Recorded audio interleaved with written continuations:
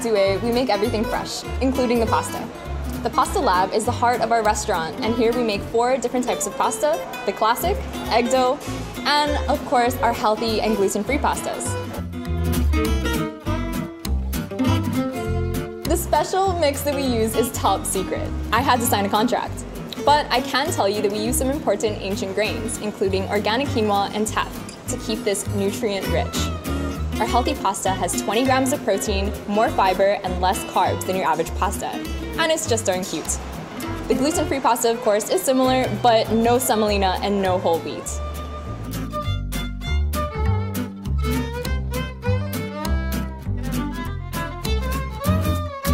These healthier versions have a light, earthy taste, which pairs perfectly with our mushroom and truffle oil sauce. And they won't weigh you down or make you sleepy during the day, making it the perfect afternoon dish.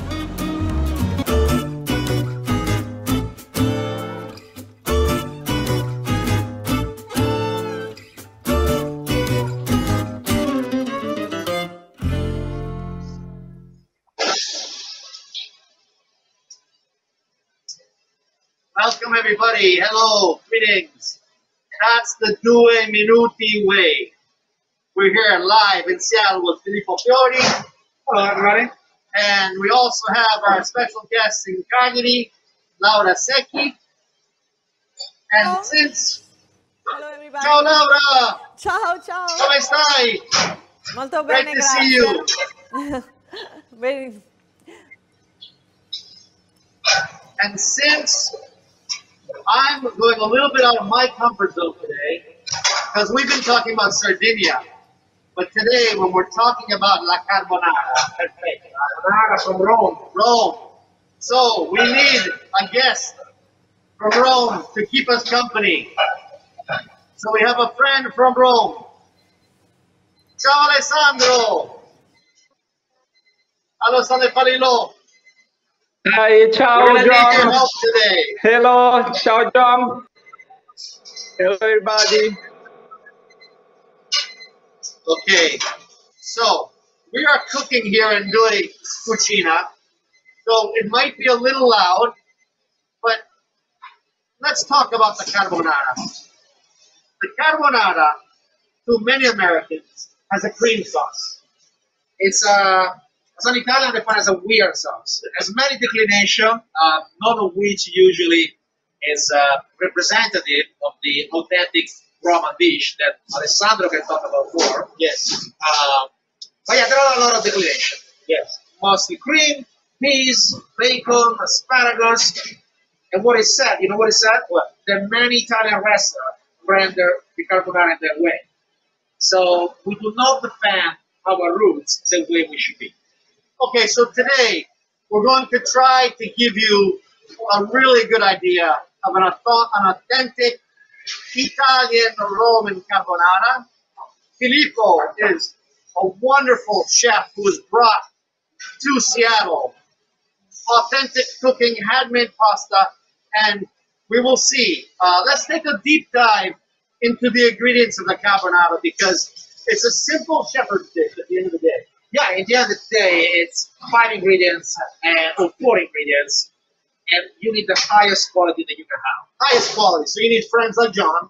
You need good cheese. Who bring you stuff from. This is a beautiful Fiore Sardo that is known for smokiness. This is incredible. This is absolutely incredible. It's a small artisan in Fort Janus. His name is Giuseppe Cubuzi, and he hand makes these, and I bring them to you one at a time. Yeah, no, it's an absolutely incredible dish that is different notes that are fantastic.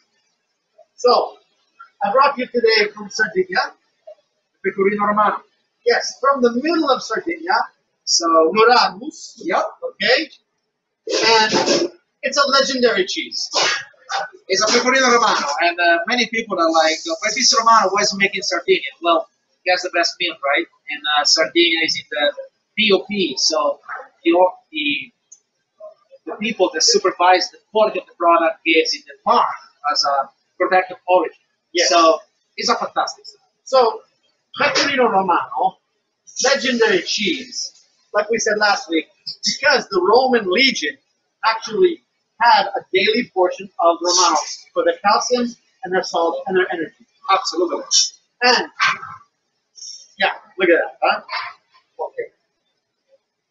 So now, Filippo, we have Pecorino Romano, Fiore Sardo. Oh yeah. We have some egg yolks. Yes. You have a special egg yolk. Yes, I do. We source these pasture-raised eggs from a bit far Arkansas, but we went for quality this time instead of just being local. And it's stunning. It's stunning. It's red as hell. These are purposely breed, a proprietary breed of hens and a pasture raised, and you will see the difference. Okay. So when I went to Italy for the first time, the eggs, I said, why are they red? Yeah.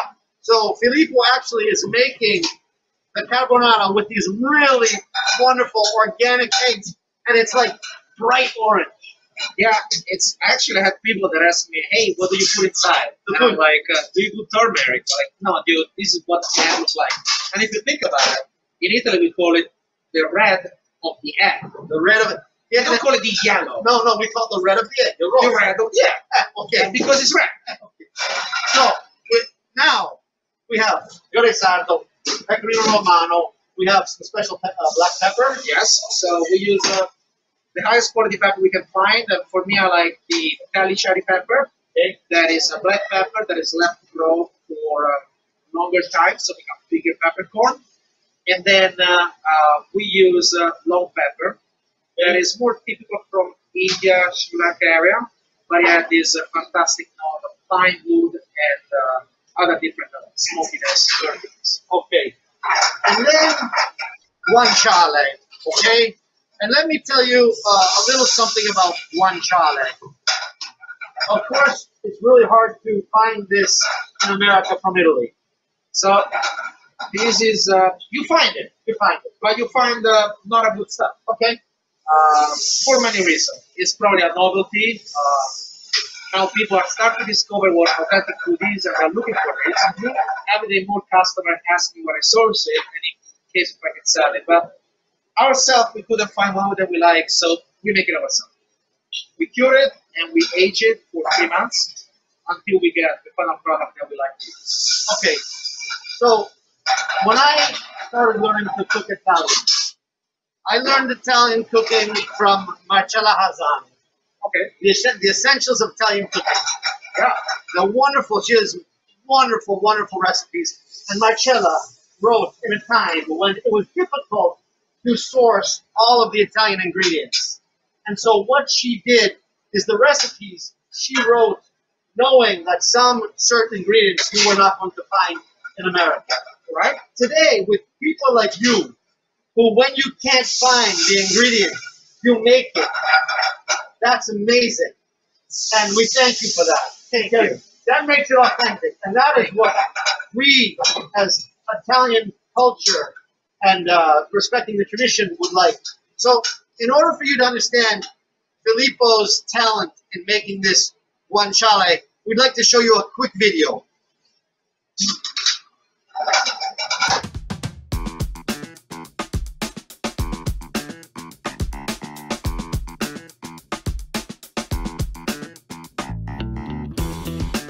Hello everybody, here at Due we never found a guanciale that meet our quality standards, so we decided to make it our own. We source our pork from the best high quality sustainable local farmer that we could find here in the area, that is called Pure Country.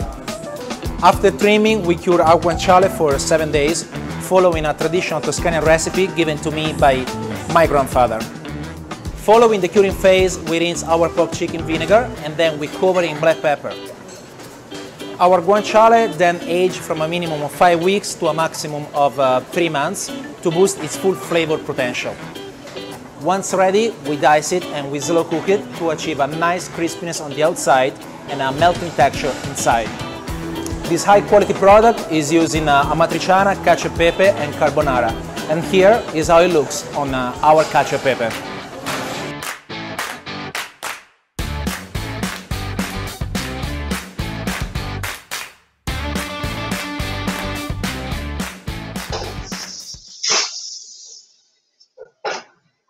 Well, wow, fantastic.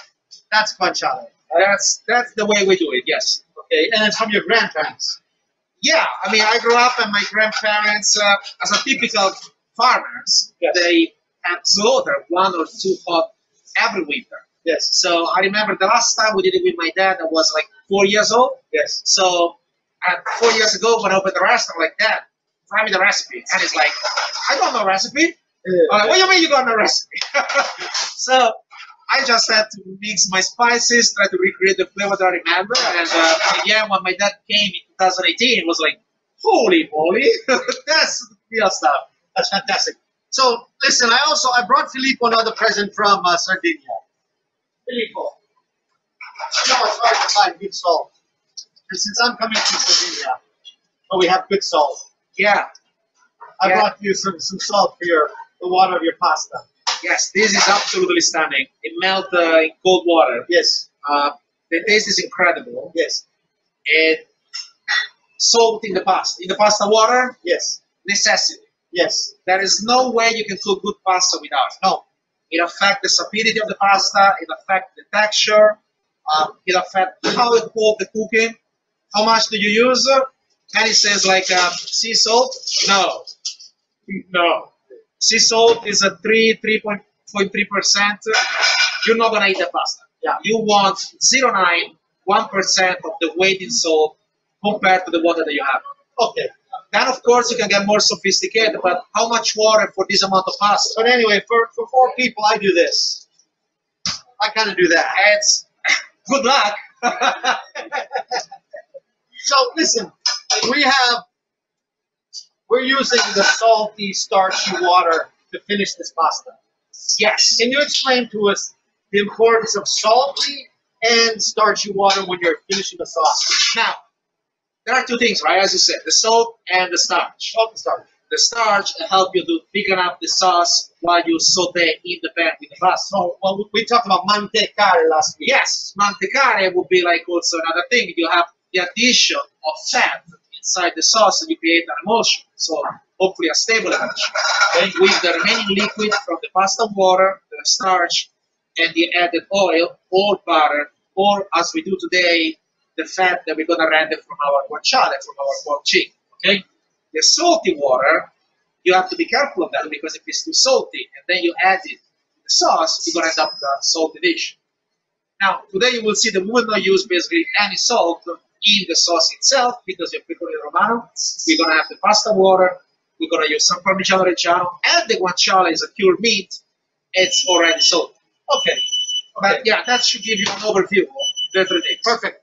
So, as I said, if you wanted to know about comfort food and what it means to, for example, me, you can ask me about matzo ball soup. And I can talk to you all day long about my grandmother from Odessa and her matzo ball soup and how you need to start with schmaltz. Okay? Yeah, I know that. Go ahead. But in order to talk about carbonara, we need somebody from Rome. So, my friend Alessandro. Are you there, Alessandro? Ciao, Ale. Hey. Ciao, John. I really would like to know from you, what is a carbonara or a Roman? Oh, for Roman people is pure love, an act of faith. It's a sort of religion. When you eat carbonara, you have an explosion of flavor in your mouth. Wonderful. It's incredible, Ale, John. what is your grandmother's or your mother's carbonara? What's the specialty? What is the specialness about your grandmother's carbonara? Oh, Joe, my mother prepara la carbonara come solo lei sa fare. She only knows how to do it. Yeah. Like, you can't be the grandma. There is no words. I have no words. So, okay. So, grazie Ale, bellissimo. So, carbonara, as a lot of iconic comfort food dishes, every family makes it different, but there are rules, like guanciale, like pecorino romano, like black pepper. Yes. Okay? Yes. So, Filippo, can you show us how to make what you think is the perfect carbonara? Sure. I mean, let's go down and cut some meat. Let's go do it. All right.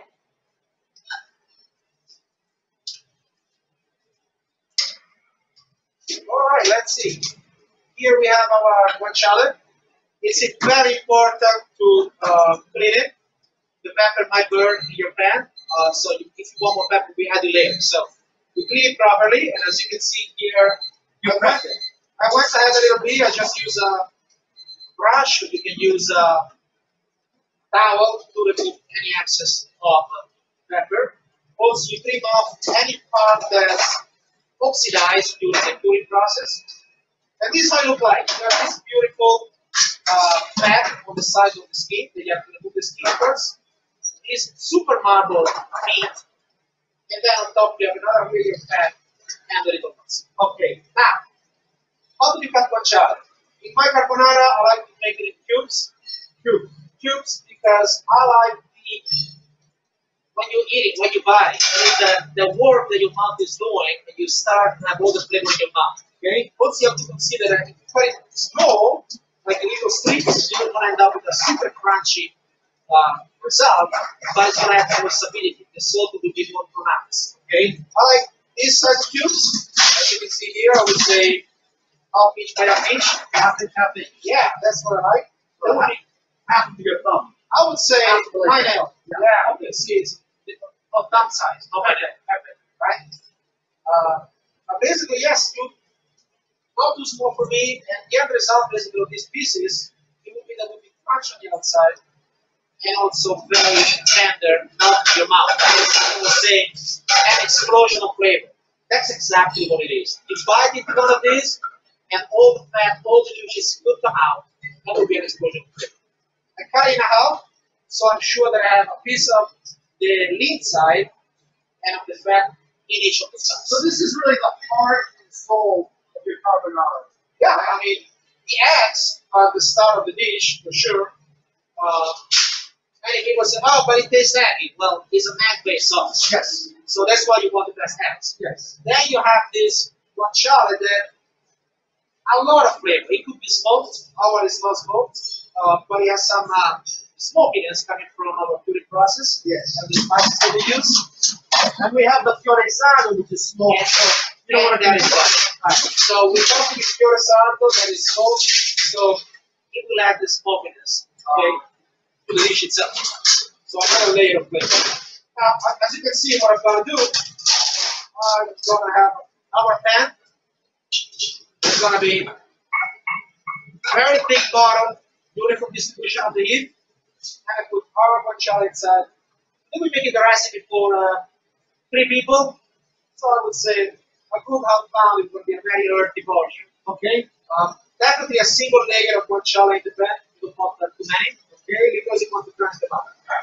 But then again, if there are small pieces, don't worry too much. It's nice as small pieces. It will have a different texture. It will add more interesting tone to the dish while you eat. Variety is the spice of life. Yes, you just have to be sure that the small bits are not going to burn. You don't burn. Right. That's it. Right. Okay. All right. Beautiful. So I'm going to go on the pan, and first we need it with the high heat. So maybe we can show the recipe on the screen while we put the camera over the heat.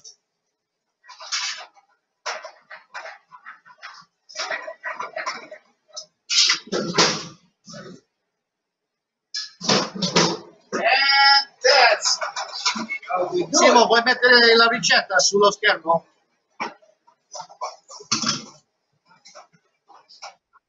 Grazie. Come la seconda telecamera, va bene?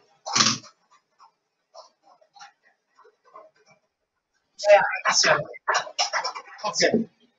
Perfect. Laura, how are we doing? Is this different from what you're going to do?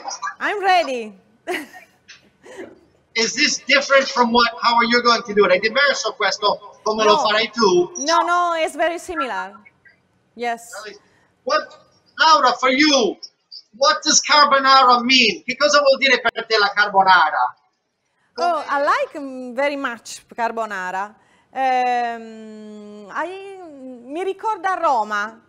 Cioè, if I think about Roma, I think about carbonara. I love it. I love it. Roma, very much. So Laura, the ingredients that we talked about, Romano, Parmigiano, Fiori Sardo, Guanciale, Pepe Nero, do you do anything else? No. I put in carbonara guanciale, the egg, and Pecorino Romano, only Pecorino Romano. Okay. So Not Parmesan. Only Pecorino Romano because we're in Sardinia, where Romano is king. Okay. Yeah. So if you have a lot of Romano, You use Romano. you use Romano. You don't need Parmigiano. You use Romano. Sì, sì. Makes sense. We also, in Sardinia, we have Pecorino Romano that's salty and less salty. Yeah. So it's you can decide. You can use two Pecorino Romano. Yes, I use two Pecorino Romano for different flavor, that different stability, and also this will help me to have a more balanced recipe during the season, because Pecorino Romano is a light product. It changes with the season, depends on the shift eat, and this will make it a more constant product. And then I use only a 30% Parmigiano, 40% because of its sweetness. I use a 24 months age minimum Parmigiano Reggiano, and we'll add another note of that. Okay. So I'm going to. Okay. You're also. He's roasting the pepper in another pan, which is really So interesting. I'm going to show you on camera that we also roast the pepper on very high heat, and this will make it much more interesting. So it kind of brings out the essences. And Yes, it's toasted, so it makes a lot of difference. Okay. I'm going to put back the guanciale so we can see on the camera the color that is taken already. At this point, though, once you have you start to have some fat, I like to turn down the heat a little bit. Otherwise, you're gonna bring the fat to the smoking point and change the flavor of it. It's a very delicate fat in the end, so the smoking point is much lower the olive oil or any other oil. Okay, so I'm just gonna reduce a little bit the heat and let it cook. So you really want to be careful. You want it crispy, but you want to be careful. You don't want to burn. You don't want to burn. And it has a lower. How do you say lower Smoking point. Lower smoking point. All right. Okay. Nice and roasting. Laura, are you cooking your pancetta? You said pancetta? Guanciale. Guanciale, scusa. Oh my God. The guanciale has to be crispy outside and soft inside. And this shows us that you are America. You are. That's what it is.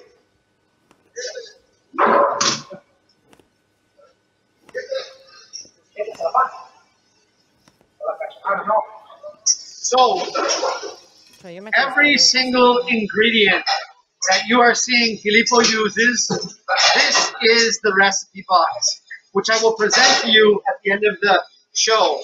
But every single ingredient that you're using today, if people want to replicate this recipe, this will be the ingredients that they will receive at home. Yes, I mean, you have fantastic ingredients. I don't think you'll find it anywhere else. Only John bring these cheeses from the US. No, this is the truth. I mean, that's why we decided to pay a premium. It's a special product. And of course, our guanciale that we make in the Cucina is going to be part of your box. Yes. And we'll be happy that people start understanding the difference. Yes, absolutely. Because one of the things that we're trying to do with these cooking shows is, yes, explain the culture, yes, explain the techniques, but also enable anybody at home to be able to replicate these tastes and flavors with the authentic ingredients, which are hard to find. I've lived in Sardinia for 30 years. So the Pecorino Romano that I brought you, okay? I've looked, I've searched all over the island for the right one. And you said this is fantastic. It is. I mean, Pecorino Romano is a DOP, so it follows the same process, but it's like Parmigiano. There are different varieties, different flavors. Yes. Before selecting your and the one that I'm using, I tested 6 different ones. 6. And my supplier here were like, why? Nobody is bothering us so much. And I'm like, I don't care. It's just 4 ingredients in the recipe. And you need the best that you can find. Yes. Yes. And you have one. Thank you. Thank you. And this too, you know, I had to find this special artisan. Actually, you know who uses this chorizo? I think I know. Who? I think it's been used by Heinz Beck. Heinz Beck, La Pergola. Yes. 3 Michelin star in Rome. Yes. Yeah. Yes. So that's a good record for them. Absolutely. Okay. All right. So you can see that our pepper is nicely toasted right now. Okay. You can see it change color. I wish they can smell it because it's absolutely stunning. Well, we're going to invent an application which can send smell through the internet. I think you're gonna make tons of money with that. You know, Filippo was an MIT graduate. Well, not really. PhD from Chihuahua University, but yeah, we started this restaurant also working with MIT. Yes. Okay. All right. So you can see I'm just gonna use Mortar and pestle. a mortar and pestle to grind our pepper. Okay. In the meantime, our guanciale ran all the fat. You can see in the camera. Yeah, it's beautiful. That flame really is not too high. He's just been kind of. Yeah, I mean, I'm gonna show you. It's really just. It's like a carezzata. Yeah, it's pecking it. Yes. Yeah, you're caressing it. Caress. Yes. Accarezzare. Caress. It's a gentle feed, and you can see how much fat is coming out of these. You need all that fat. Maybe not all, but nobody throw away the fat. You save it, you do something else. Roast potato, whatever. Okay. So also the pepper, if you make it too fine, it will burn your mouth. If you make it bigger, then you bite into it, and you got another little explosion. Okay. So you really need to play with those. I make like a, you can see also doing by hand, you have finer parts, bigger parts, and then make a different things more interesting as well. Okay, the smell here, it's incredible. I can just smell this aroma of the guanciale and of this long black pepper. I'm already going crazy. I'm starving. Yeah. Wow. All right. It almost smells like marijuana. No, I don't know marijuana. I don't know marijuana. Okay, so let's break the eggs. I'm going to move all everything there. Okay. I'm going to simply here on the stove. Okay. And now you will see our eggs. Our eggs are absolutely stunning.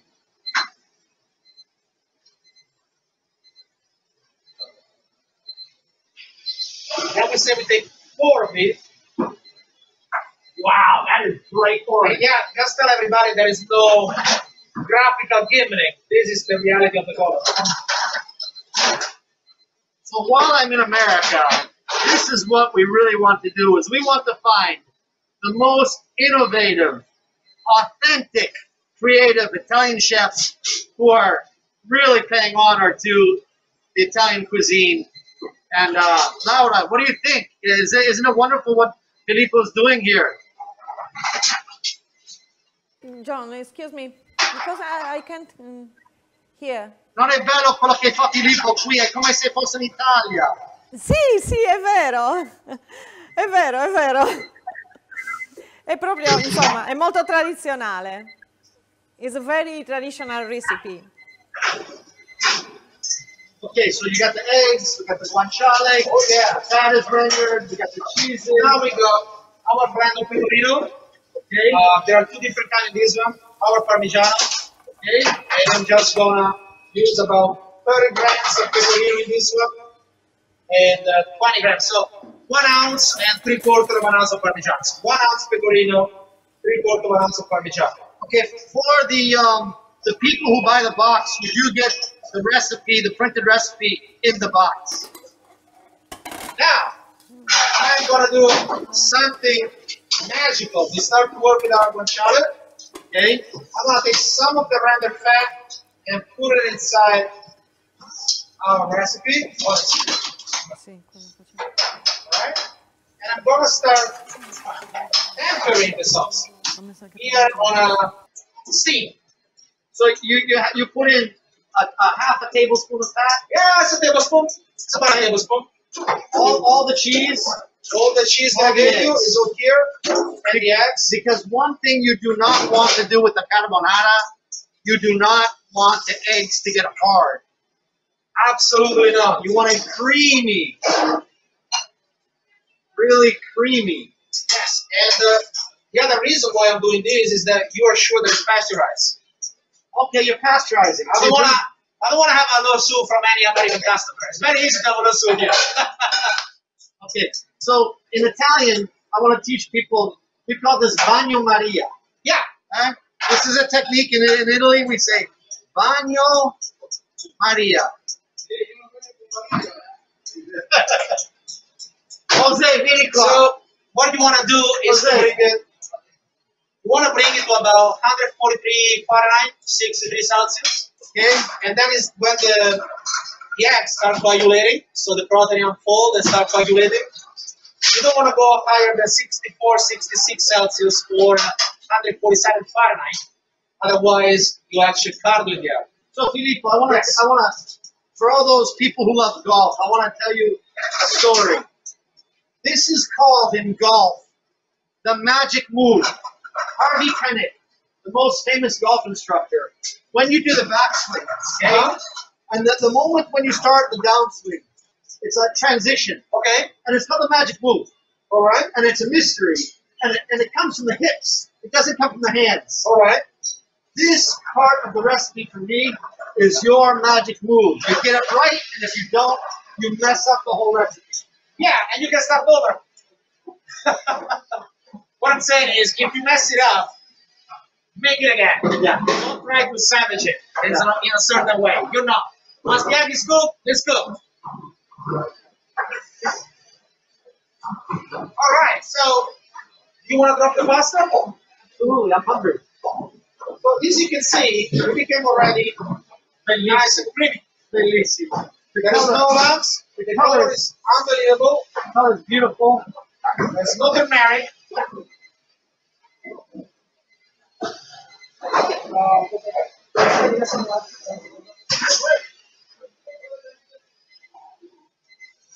Perdona, Samuel. Okay. Sorry, guys. We are in the middle of the lunch rush, and the guys are trying to cook as much as possible. That means that once we finish the live, I have to go and help everybody. We're gonna run, but it's okay. Now, we got our pasta. We make all our pasta fresh. This is a spaghetti. And I would say do a healthy portion for us. Go ahead. Yeah. Healthy portions. So the pasta has been salted.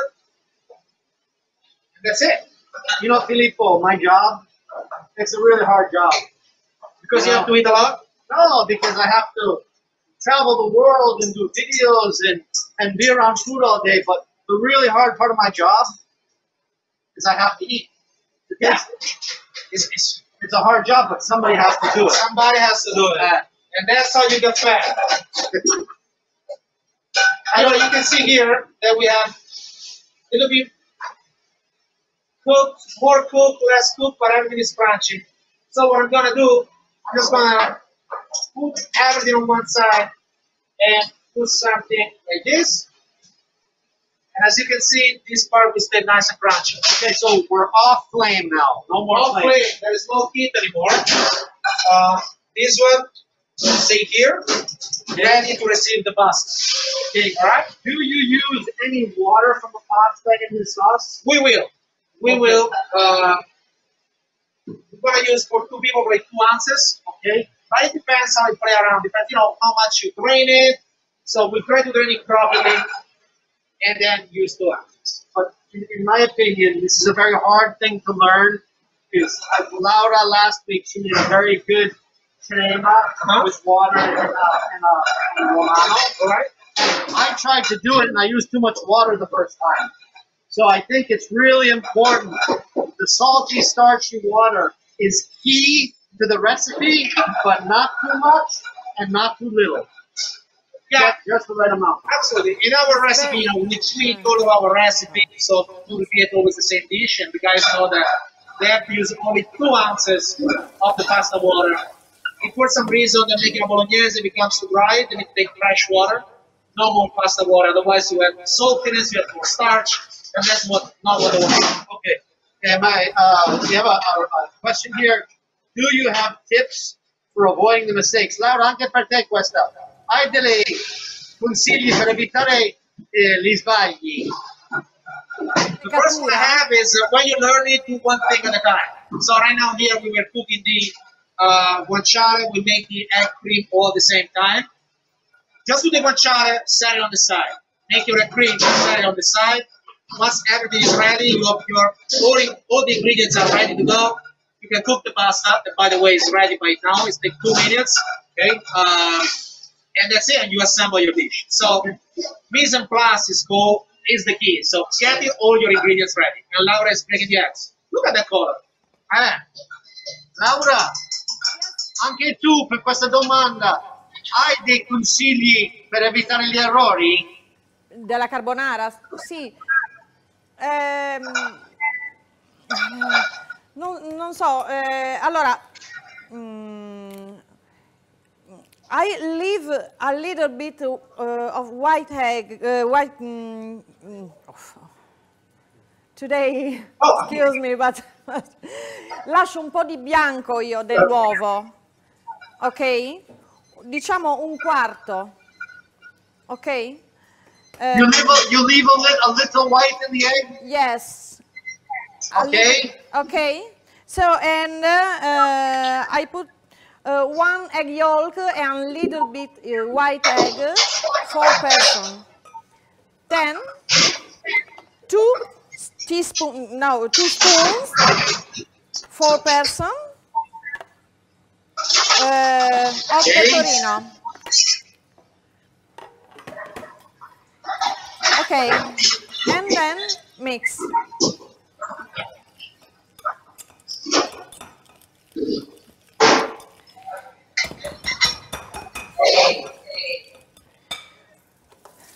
Me too.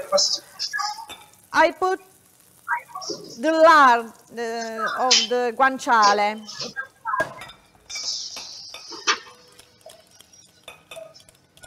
Okay.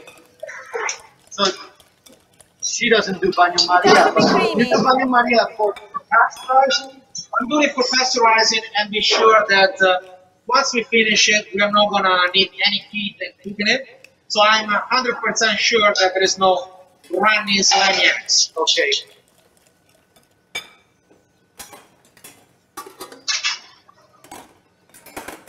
You can see that cream, just a cream. Wow. Wow. So there is no runny egg, there's nothing. So you're sure of your results. So, and this is to answer to Robbie, the self-avoid mistake. Yeah, it seems complicated, but it works. Simo, can we get a close-up of this? Look at the creaminess. You can see the creaminess here. Another camera. Super creamy. Super creamy with no cream. Okay, I'm ready to assemble the dish. Okay? No? Oh yeah, so yeah. We got the pasta. Drain the pasta. Okay.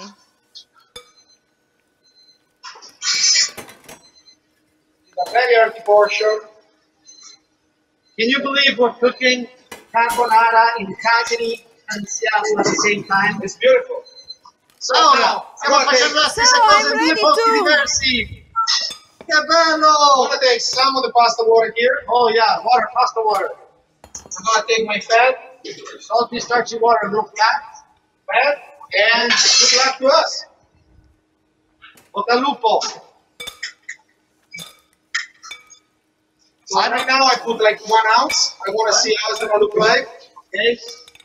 Definitely we put 1 more. 1 ounce of water or fat? I just put 1 ounce of water and 1 ounce of fat. This is a 2 ounce ladle. Okay, so I know how much to put it. Some more of this pasta water. This is what I'm saying. It's so important. This part of the recipe. The right amount of water and the right amount of fat to get the right amount of creaminess. And now what about 2 ounces of the fat. Okay. And we are going to mantecare. Mantecare. We are going basically to get a moisture with that water and the fat. There is no heat, as you can see, because I already cooked the egg. Yeah, Laura too. Laura, anche tu, senza fuochi. Come Filippo. Sì, anche la mia è molto cremosa.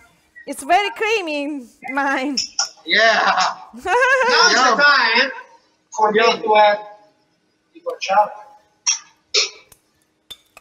Wow, that's beautiful. Bellissima. Wow, my mouth is watering. Guarda che bella.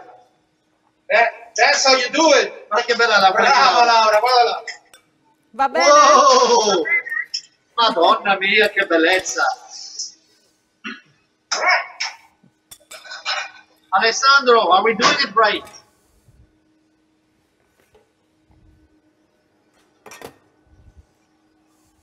Hey, John? Sorry, repeat, please.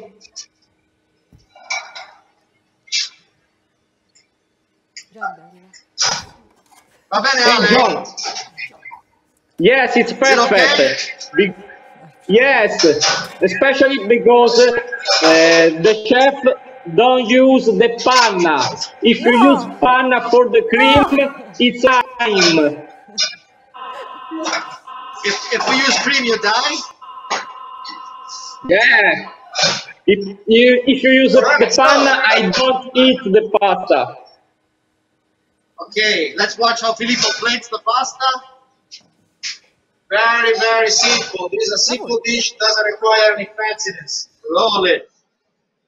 Roll Whoa, it. bella, bella, bella, bella. This is probably half of our usual portion. Okay. But I'm gonna have my team to have it as well. Ok. Bella. Laura, sei pronta a mangiare con noi? Bellissima. Ok. We're gonna take our nice Alessandro. Guanciale. Alessandro, do you have acquolina in bocca? Are you mouth watering? No problem. Tomorrow I prepare carbonara for me. Esatto. I'll send you a box.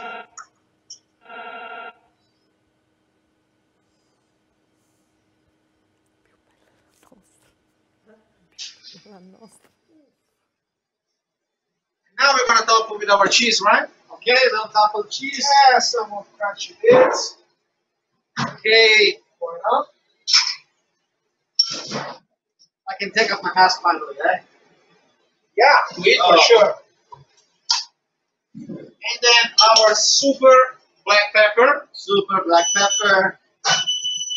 Madonna mia, che bello.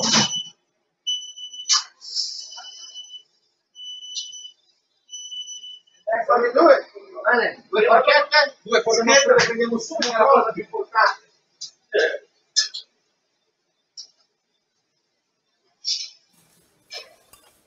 Buon appetito! Buona. Grazie.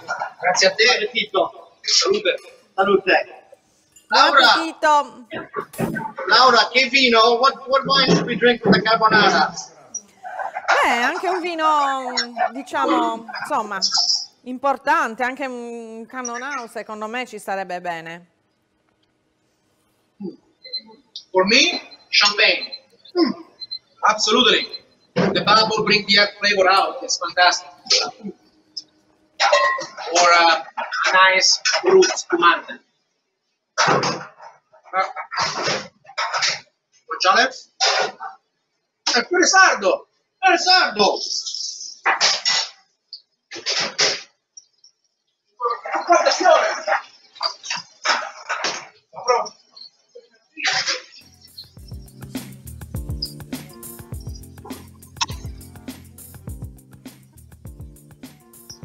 I'm speechless, sono senza parole. Double crack, the flavor is so strong. Yes. So, everybody, the box. If you want to eat this at home, and do this exactly like we did. First of all, we are available for questions to help you go through the pasta, and let me show what's in the box. You're gonna get Sardinian sea salt for your pasta water. That's it. You're going to get 1/2 pound of Pecorino Romano, and the first 5 people who order get a pound of Pecorino Romano. You're going to get 1/2 pound of Parmigiano Reggiano 24 months. You're going to get a piece of Fiori Sardo, artisanal Fiori Sardo. You're going to get the famous mix of Filippo of the black peppers, the black pepper long, the delicous. You're going to get 1/2 pound of Filippo's Guanciale. Ta-da! And you're going to get, look, the first person who orders gets a gift from the Consortium of Pecorino Romano, the hold your Romano. The second person gets a really cool knife to cut the Romano. And then, this is the pasta we're getting from our friends at Chef Shop in Seattle, which, by the way, if you're in Seattle and you want to pick this box up, it's cheaper if you go to Chef Shop and pick it up. And then in San Francisco, it's Presidio. So you get a nice box of pasta, and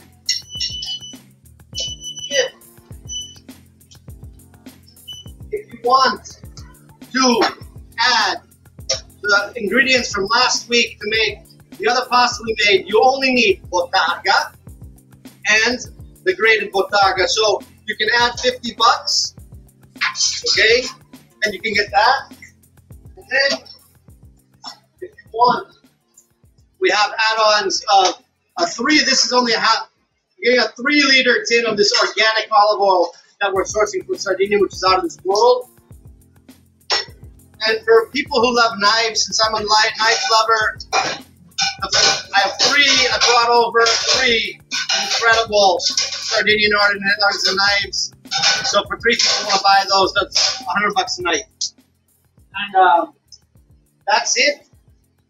Laura, Alessandro, grazie tantissimo. Filippo, Grazie a te. thank you so much. This has been a real treat. No, grazie a te per queste bontà. Thank you for all these good things that you bring to Seattle.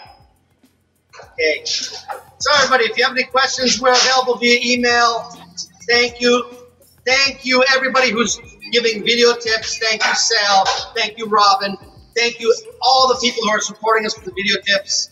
And really, try the box. It's a real special way to recreate exactly what we have done here today, as if you were in Italy. Yeah.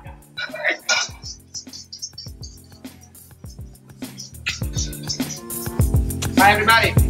Ciao, it was a pleasure. Ciao, Ciao, Alessandro, vi vogliamo bene. ciao a tutti.